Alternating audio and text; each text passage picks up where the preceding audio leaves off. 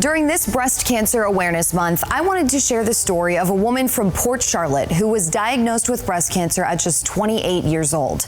In today's Your Healthy Family, her story is a reminder. No matter how young, healthy, or active you are, cancer doesn't discriminate. And now she's hopeful for her future.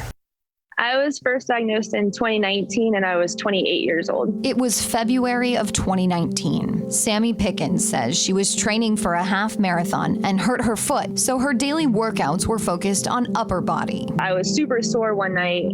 Getting out of the shower, I kind of pressed on my pec muscles. That's when she felt it, a lump the size of a tiny seed that rocked her entire world. And that's the beginning of my diagnosis story. She and her husband, Justin, were hopeful it was just a muscle tear or injury, but a stat mammogram led to the diagnosis she feared most: breast cancer. So you find out at 28 years old that you have breast cancer. What was that like?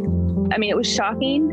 And then at 28, I almost thought maybe they got the wrong pathology for the wrong person. Maybe they switched me with somebody else. That's like the first thing that comes into your mind. I'm lucky to just have really strong faith. So I quickly went from shock to, okay, God's got me, my family has me, like we're gonna get through this. Sammy found out she was BRCA1 positive, meaning she inherited a mutation in her BRCA1 gene, which increases her risk of breast cancer. The next step with the BRCA1, when I weighed like risk and benefits, was to go ahead and get a double mastectomy. I have to imagine that was very hard.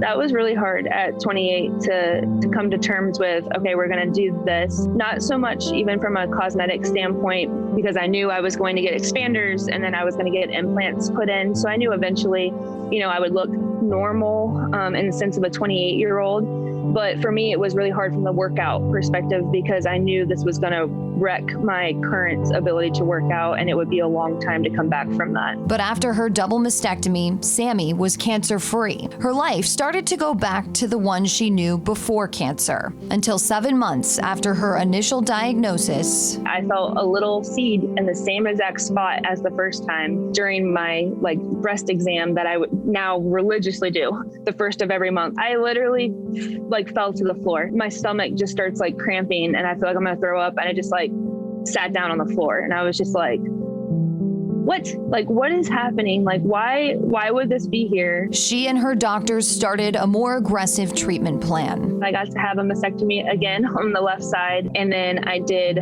4 rounds of chemotherapy and radiation. With that came nausea, headaches, muscle soreness, fatigue, lack of energy, brain fog. I was very frustrated with one of the physicians who spoke to the hair loss as that was going to be the hardest part of chemotherapy. Using the hair was very hard, and it was hard to shave my head with my husband.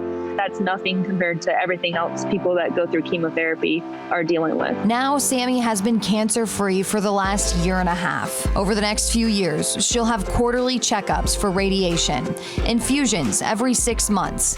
She'll take medicine every day, and she's hopeful for the future, spending more time with her husband and loved ones who've gotten her through, and being grateful for the little things. Grateful to do my hair in the morning, going to the gym and being so thankful to be in the gym, going to church and meeting people and being so thankful to spread the goodness of God and all He can do. And it's just put a whole new lens on every part of my life. Sammy now has a blog where you can follow along on her journey. We have that on our website, fox4now.com/yourhealthyfamily. I'm Lisa Greenberg, and in tomorrow's Your Healthy Family, we'll go deeper into Sammy's mission to remind all women to do monthly self-exams and get their routine mammograms, especially if they're high risk.